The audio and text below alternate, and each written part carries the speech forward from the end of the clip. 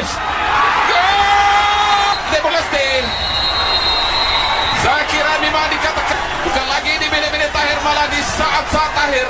Bergamam Thailand, kita lihat siapakah yang dilakukan. Cukup baik, angle yang cukup baik.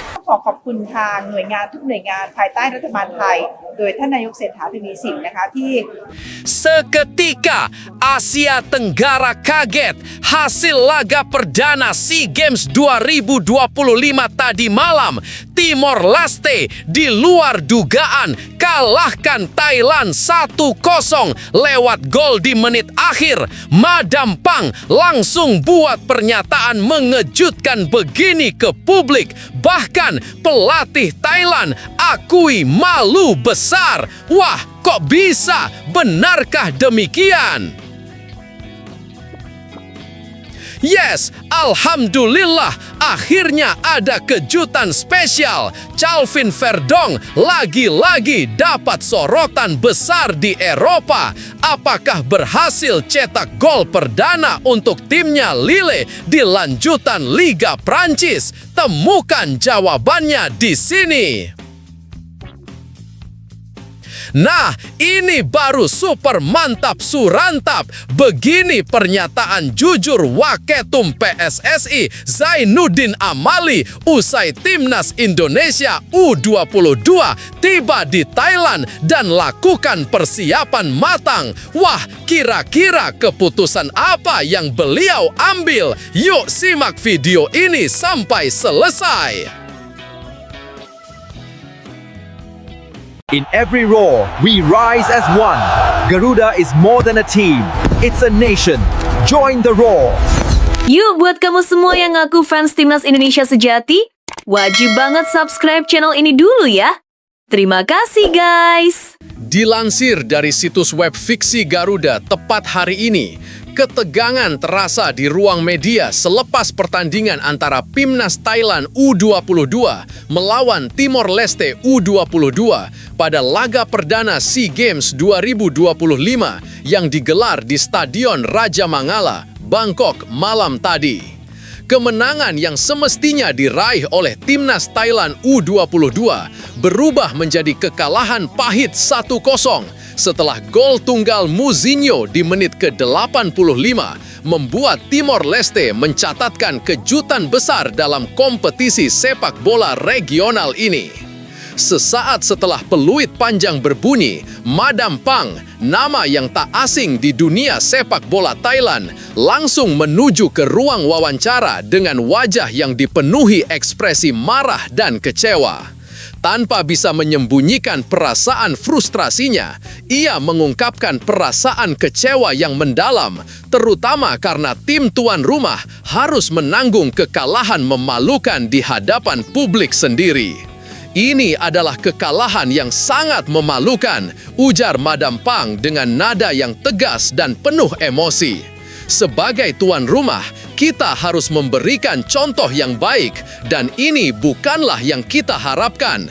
Kami punya kualitas yang lebih baik, statistik yang lebih baik, dan seharusnya kemenangan sudah ada di tangan kita. Tetapi kenyataannya, kita kalah 1-0 dari Timor Leste yang seharusnya tidak menjadi lawan yang sebanding, ujarnya dengan nada kecewa berat.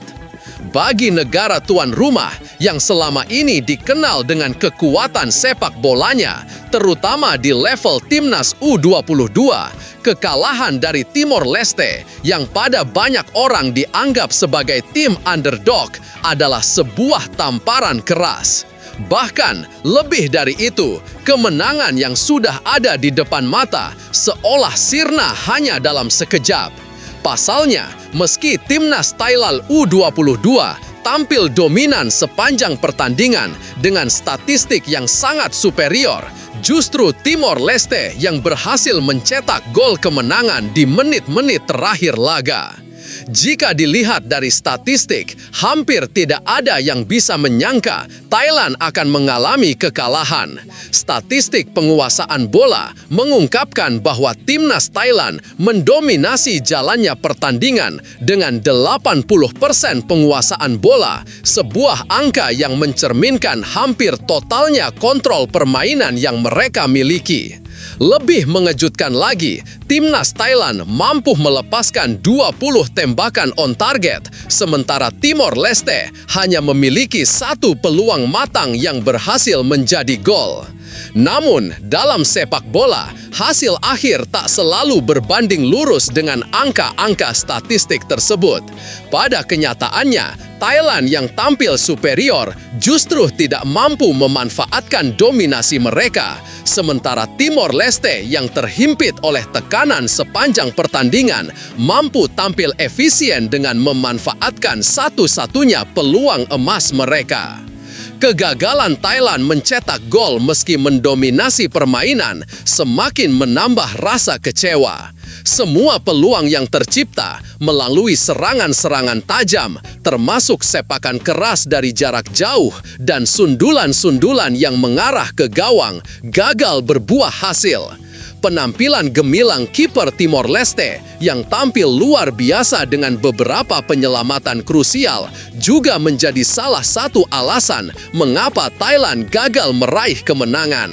Namun, di balik kegagalan itu, semua mata kini tertuju pada reaksi Madam Pang, Ketua Federasi Sepak Bola Thailand. Kemarahan dan kekecewaan Madam Pang semakin jelas terlihat ketika ia menyatakan, "Kami tidak hanya kalah dalam pertandingan ini, tetapi juga dalam hal mentalitas. Kami harusnya mampu mengatasi tekanan dengan lebih baik. Kekalahan ini seharusnya tidak pernah terjadi, terutama di depan pendukung kami sendiri," tambahnya. Dalam pandangan Madam Pang, kegagalan Timnas Thailand U22 untuk mengubah dominasi mereka adalah sebuah masalah besar. Menurutnya, meski penguasaan bola yang besar menunjukkan bahwa Thailand menguasai pertandingan, permainan mereka cenderung monoton dan kurang kreatif dalam menciptakan peluang. Mereka kesulitan untuk menembus pertahanan Timor Leste yang bermain sangat bertahan atau yang dikenal dengan istilah parkir bus, ujarnya lagi. Timor Leste memilih bermain dengan sangat defensif. Mereka menumpuk pemain di belakang dan menunggu peluang. Kami harus bisa memecah pertahanan itu dengan cara yang lebih kreatif. Ini adalah pelajaran besar bagi pelatih dan para pemain. Tidak cukup hanya dengan menguasai bola, tapi kita harus bisa menembus pertahanan lawan dan mencetak gol. Lanjut Madam Pang dengan nada yang lebih serius. Pernyataan ini menunjukkan bahwa meskipun Thailand memiliki sejumlah pemain dengan kualitas individu yang sangat baik, tim secara keseluruhan tampaknya kurang bisa bekerja sama untuk menciptakan peluang yang efektif. Bahkan dengan segala dominasi dan penguasaan, mereka gagal menemukan solusi untuk menembus pertahanan rapat Timor Leste. Di sisi lain, Timor Leste justru tampil efisien. Meskipun hanya memiliki 1 peluang yang sangat terbatas untuk mencetak gol, mereka memanfaatkannya dengan sempurna. Gol yang tercipta pada menit ke-85 oleh Mouzino setelah sebuah serangan balik yang cepat seakan menjadi bukti bahwa dalam sepak bola tidak selalu yang lebih dominan yang akan menang. Terkadang, keberuntungan dan efisiensi dalam memanfaatkan peluang lebih penting daripada penguasaan bola dan jumlah tembakan ke gawang. Ini adalah hasil yang sangat luar biasa bagi kami, kata pelatih Timor Leste U22 setelah pertandingan. Kami tahu bahwa Thailand lebih kuat dalam hal kualitas pemain dan penguasaan bola, tetapi kami tetap percaya pada strategi kami. Kami bertahan dengan baik dan akhirnya mendapatkan kesempatan yang sangat berharga di menit-menit akhir. Itu adalah gol yang membuktikan bahwa sepak bola adalah permainan yang penuh kejutan. Bagi Timor Leste, ini adalah kemenangan bersejarah, sebuah pencapaian yang akan dikenang sepanjang sejarah sepak bola mereka, mengingat status mereka sebagai tim yang belum terlalu dikenal di kancah sepak bola Asia Tenggara. Dengan hanya 1 peluang dan 1 gol, mereka berhasil mengalahkan tuan rumah Thailand yang sangat diunggulkan untuk meraih kemenangan. Di ruang ganti, para pemain Thailand terlihat sangat kecewa dan tertekan. Beberapa pemain terlihat sulit untuk menerima kenyataan bahwa mereka gagal mengeksekusi peluang yang mereka miliki. Pelatih Tawat Chai Damrong Ongtrakul yang selama ini dikenal sebagai sosok yang sangat fokus dan penuh motivasi tampak tertegun dan menahan rasa malu atas hasil tersebut. Saya akan mengevaluasi kembali strategi kami. Kami akan belajar dari kekalahan ini dan memperbaiki apa yang perlu diperbaiki. Kekalahan ini tidak bisa diterima terutama sebagai tuan rumah, ujar Tawat Chai dengan wajah murung menambah rasa frustrasi yang semakin memburuk. Namun, sebagai pelatih, ia juga menyadari pentingnya mengatasi kekalahan ini dengan bijaksana. Kekalahan ini akan menjadi pembelajaran besar bagi tim. Kami masih memiliki peluang untuk bangkit di pertandingan-pertandingan berikutnya, tetapi ini adalah momen yang harus kami ambil sebagai motivasi untuk tidak mengulanginya lagi. Kekalahan Thailand U22 atas Timor Leste dalam laga perdana SEA Games 2025 ini merupakan pelajaran berharga tentang bagaimana pentingnya tidak meremehkan lawan, tidak hanya mengandalkan dominasi statistik, dan bagaimana mentalitas tim harus tetap terjaga meskipun tekanan tinggi datang. Bagi timnas Thailand, ini adalah pukulan keras yang harus segera mereka atasi agar bisa kembali fokus untuk meraih kemenangan di laga-laga berikutnya. Bagi Madam Pang dan seluruh federasi sepak bola Thailand, kekalahan ini menjadi momen evaluasi yang sangat penting. Sebagai tuan rumah, mereka akan berusaha keras untuk tidak mengulanginya dan memberikan penampilan terbaik di depan publik mereka yang mendukung setia.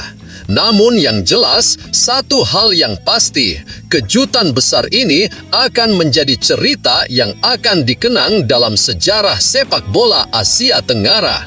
Dan bagi Timor Leste, mereka baru saja menulis babak baru yang penuh kejutan. Tapi tunggu, benarkah kabar tersebut? Simak hasil penelusuran admin di akhir video ini ya guys. Nasib kurang baik dialami bek tim nasional Indonesia Calvin Verdong setelah kemarin pelatih Lille Bruno Genesio mengonfirmasi bila Verdong dikabarkan mengalami cedera hamstring. Genesio berharap bek berusia 28 tahun itu dapat pulih dan kembali memperkuat tim secepat mungkin sebab kehadirannya sangat dibutuhkan oleh tim. Diketahui mantan pemain Nijmegen itu sempat menepi beberapa laga karena hukuman larangan bertanding usai menerima kartu merah sebelum disusul cedera yang dialami. Kini kabarnya Verdong sedang menjalani pemulihan intensif bersama tim medis klub. Performa gemilang ditunjukkan pemain timnas Indonesia Sandy Walsh bersama klubnya Buriram United akhir pekan kemarin. Sandy sukses mencetak asis krusial dalam kemenangan 2-0 Buriram United atas Ratchaburi FC. Selain sumbangan asis manis, Sandy juga menjadi salah satu kreator utama permainan Buriram United di lini tengah. Dari kemenangan tersebut memastikan Buriram tetap kukuh di puncak klasemen. Kiper berpaspor Indonesia Sirius Margono resmi mengakhiri kebersamaannya dengan klub Liga Super Kosovo KF Dukajini. Keputusan tersebut diumumkan langsung melalui akun Instagram pribadinya akhir pekan kemarin. Dalam unggahannya, Sirius menyampaikan ucapan terima kasih kepada klub serta semua pihak yang telah mendukungnya. Ia menegaskan bahwa perpisahan tersebut terjadi atas dasar kesepakatan bersama. Kabar hengkangnya Sirius terbilang mengejutkan mengingat selama musim ini ia hampir selalu menjadi pilihan utama di bawah Mista Dukajini. Sejauh ini belum diketahui kemana Sirius akan melanjutkan karirnya meski sempat dikaitkan dengan sejumlah klub di Super League. Persiapan terus dilakukan tim Indonesia menatap SEA Games Thailand 2025. Salah satu persiapan maksimal dilakukan tim sepak bola Indonesia yang sudah bertolak ke Thailand terlebih dahulu, guna memiliki waktu yang cukup panjang untuk mempersiapkan tim. Anak asuh Indra Safri pun tak mempersoalkan perbedaan target yang diusung PSSI dan pemerintah dalam hal ini Kemenpora. Meski Menpora Erick Thohir menargetkan medali perak, PSSI optimis tim sepak bola putra Indonesia bisa back-to-back meraih medali emas. Zainuddin Amali yang pernah menjabat sebagai Menpora periode 2019-2023 menilai tiap cabur memiliki penilaian internal dan kondisi terakhir skuad yang diberangkatkan. Meski target yang diusung pemerintah lebih rendah, PSSI optimis dan termotivasi untuk melampaui target tersebut. Sehingga kalau terdapat perbedaan ya target yang disampaikan oleh cabur dengan apa yang diumumkan oleh pemerintah ya tidak masalah. Nah, itu. Jadi jangan dipertentangkan, itu kan basket berapa, sepak bola berapa, voli berapa, target di masing-masing cabur ya biarkan aja. Ya kan? Karena tadi saya bilang kan mereka harus memotivasi atletnya untuk bekerja keras. Sementara yang realitas di pemerintah seperti itu ya sudah, jangan dipertentangkan bahwa target yang di sini harus sama. Saya kira enggak. Sejak saya, Mas Dito, dan saya kira itu akan terus. Dan bukan hanya SEA Games, Asian Games dan Olimpiade juga. Tim sepak bola Indonesia akan tergabung dalam grup C di SEA Games 2025 bersama dengan Filipina dan Myanmar. Laga perdana, Garuda Muda akan menghadapi Filipina pada 8 Desember. Dilanjutkan dengan menghadapi Myanmar pada tanggal 12 Desember 2025. Tim nasional sepak bola putri Indonesia mengakhiri pertandingan di kalender FIFA tahun ini dengan kekalahan telak 5-0 dari Chinese Taipei di Stadion Maguwo Harjo Sleman pada Sabtu 29 November malam waktu Indonesia bagian Barat kemarin. Tim besutan dari Akira Higashiyama mampu memberikan perlawanan kepada Chinese Taipei di babak yang pertama, namun itu hanya bertahan selama setengah jam. Iris Deru terpaksa memungut bola dari jalannya setelah dibobol oleh Su Shin-yun di menit ke-35.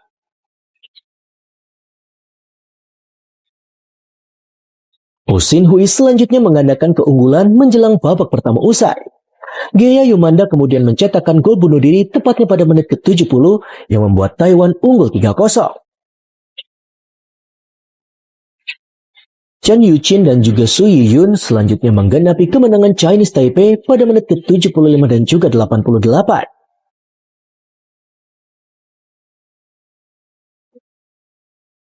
Kekalahan ini tentunya menjadi modal tidak bagus bagi tim nasional wanita untuk menghadapi SEA Games 2025 meski di laga perdana telah mengalahkan Nepal dengan skor ketat 2-1.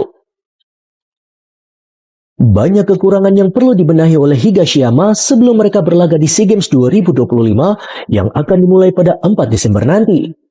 Praktis Higashiyama tidak memiliki waktu banyak untuk membenahi kekurangan secara signifikan mengingat waktu yang dimiliki tidak lebih dari 1 pekan. Keputusan Kamboja untuk menarik diri dari cabang sepak bola telah membuat Singapura kini menjadi satu-satunya pesaing tim nasional wanita untuk memperebutkan tempat di semifinal SEA Games 2025. Mundurnya Kamboja disampaikan di laman resmi Federasi Sepak Bola Singapura yaitu FAS. Singapura juga memanfaatkan kalender FIFA dengan beruji coba melawan Seychelles. Dalam laga Sabtu malam waktu Indonesia bagian Barat kemarin, Singapura menggasak Seychelles dengan skor 7-0. Menurut pelatih Singapura yaitu Karim Bencherifa, melihat kepercayaan diri dan suasana positif di sekitar tim memang cukup menggembirakan, tetapi masih ada hal-hal yang perlu ditingkatkan, terutama di lini pertahanan. Menurutnya pertandingan-pertandingan seperti ini merupakan latihan yang bermanfaat bagi permainan menyerang Singapura, tetapi Singapura harus kuat di dalam bertahan karena tim ini memperkirakan Indonesia dan juga Thailand akan memberikan ancaman serangan yang jauh lebih besar. Dengan mengambil inspirasi dari berbagai elemen budaya dan kekayaan alam, desain jersey SEA Games ini menonjolkan pola ukir Toraja serta palet warna yang mencerminkan energi Indonesia. Para desainer menggarapnya dengan pendekatan artistik yang kuat dengan memastikan setiap garis, motif, dan warna menyampaikan pesan tentang keberanian bangsa. Kolaborasi dengan seniman muda asal Jogja, Ia Bodio Piko, menambah dimensi emosional melalui guratan spontan merah putih yang melambangkan semangat bendera Indonesia. Peluncuran jersey ini sekaligus menjadi momentum untuk memperlihatkan bagaimana dunia mode dan industri kreatif dapat bergerak seiring dunia olahraga. Ini adalah kesempatan kedua Genosi Indonesia berkolaborasi dengan Mas Didi. Bedanya kalau dulu Mas Didin bekerja sama, kalau sekarang Mas Didin kerja sama kita. Dulu kami bekerja sama dengan Didin Foundation, sekarang Mas Didin sebagai kreatif consultant dari Komite Olimpiade Indonesia. Sehingga semua produk-produk, semua kreativitas dikurasi dari Mas Didin atas kreativitas dari anak-anak bangsa. Hari ini kita semua menjadi bagian dari sejarah karena seniman ikut campur dalam meningkatkan prestasi olahraga Indonesia. Peluncuran ini sekaligus menegaskan komitmen Indonesia untuk menghadirkan inovasi dalam setiap penampilan, sambil membawa pesan kuat bahwa seni, mode, dan olahraga dapat bersatu mengangkat identitas bangsa. Jelang menghadapi laga tunda melawan PSM Makassar akhir pekan nanti, Persebaya Surabaya menjalani persiapan dengan fokus latihan fisik pada hari Senin 1 Desember 2025. Latihan ini digelar untuk memastikan kematangan para pemain sebelum bertandang ke markas PSM Makassar. Seluruh pemain baju hijau hadir di sesi latihan bersama caretaker atau pelatih sementara Uston Nawawi. Meskipun Persebaya belum mendapat pelatih baru, namun semangat para pemain tidak luntur. Skuad baju hijau ingin mendapatkan kemenangan, usai di 3 laga terakhir selalu meraih hasil imbang. Ya, latihan hari ini sebagai latihan persiapan untuk PSM, cuman kita libur 2 hari ya, kita istilahnya recovery. Evaluasi kok dari latihan terakhir kemarin? Evaluasi ya tentunya kita udah siapkan, mungkin besok ada meeting sama pemain. Ya tentunya kita kemarin belum menang tapi hampir ya, kurang 2 menit tapi ya tetap kita diskusi sama pelatih dan tentunya kita ke pemain. Intinya satu, tidak ada tim yang nggak bisa dikalahkan. Intinya kemarin sebenarnya kalah. Terus Rivera udah kembali, gimana persahabatnya itu? Ya itu tentunya menambah kekuatan kita dengan kembalinya Rivera. Saat ini Persebaya Surabaya berada di posisi ke-9 klasemen sementara dengan perolehan 17 poin. Sedangkan PSM Makassar bertengger di peringkat ke-8 lewat torehan 18 poin. Kedua tim ini akan melakoni laga krusial pada Sabtu mendatang di Stadion B.J. Habibie, Parepare, Sulawesi Selatan. Baik Persebaya maupun PSM Makassar, keduanya membutuhkan kemenangan untuk meraih poin penuh supaya peringkat klasemen mereka naik ke papan atas. Sebanyak lebih dari 2.100 atlet muda yang berasal dari 184 sekolah di berbagai wilayah di Jawa Tengah ambil bagian dalam kompetisi Midlife Athletics Challenge Series 2 tahun 2025. Berbeda dari seri pertama yang digelar Juni lalu, kali ini persaingan menjadi lebih variatif dengan penambahan kategori usia dan 7 nomor perlombaan baru. Secara total ada 4 divisi kategori usia, yakni 10, 12, 15, dan 18 tahun. Para peserta bersaing menorehkan prestasi pada 22 nomor yang dilombakan, mulai dari lari sprint, estafet, tolak peluru, lempar lembing, hingga lompat jauh. Persaingan sengit tersaji di lintasan lari dengan Irgi Chandra Pranata, siswa asal SMAN 2 Baik Kudus menjadi sorotan. Ia sukses memborong 2 piala juara, sekaligus mencatatkan waktu terbaik 50,57 detik pada nomor lari 400 meter. Sangat senang dan bisa bermain sama teman-teman terdekat. Latihan disiplin dan nggak pernah bolos. Nur Ahmad, Ketua Bidang Pembinaan dan Prestasi Persatuan Atletik Seluruh Indonesia Kudus bilang, kompetisi ini merupakan langkah strategis untuk menjaring bibit-bibit unggul. Atlet potensial di ajang ini diproyeksikan memperkuat tim daerah menuju pekan olahraga provinsi atau Porprov hingga ajang di tingkat nasional. Hingga harapan kita nanti anak-anak ini bisa berlomba di pekan olahraga pelajar daerah, ya. Kemudian di atas nanti ada pekan olahraga pelajar di provinsi dan nasional. Kemudian nanti arahnya di usia 18 ini kita arahkan ke Porprov gitu ya. Kejuaraan ini diharapkan menumbuhkan regenerasi atlet atletik nasional secara berjenjang, mulai dari tingkat SD hingga SMA. Selain diharapkan mampu tampil pada tingkat nasional, atlet potensial yang lahir dari ajang ini diharapkan juga dapat mengharumkan nama Indonesia. Setelah ditelusuri oleh admin, berita pertama tadi hanya karangan ya guys. Tujuannya untuk edukasi penonton karena mulai marak berita karangan yang menyebar di YouTube. Penulis juga sudah memperingatkan agar hati-hati sebelum menyebarkan video ke temanmu ya.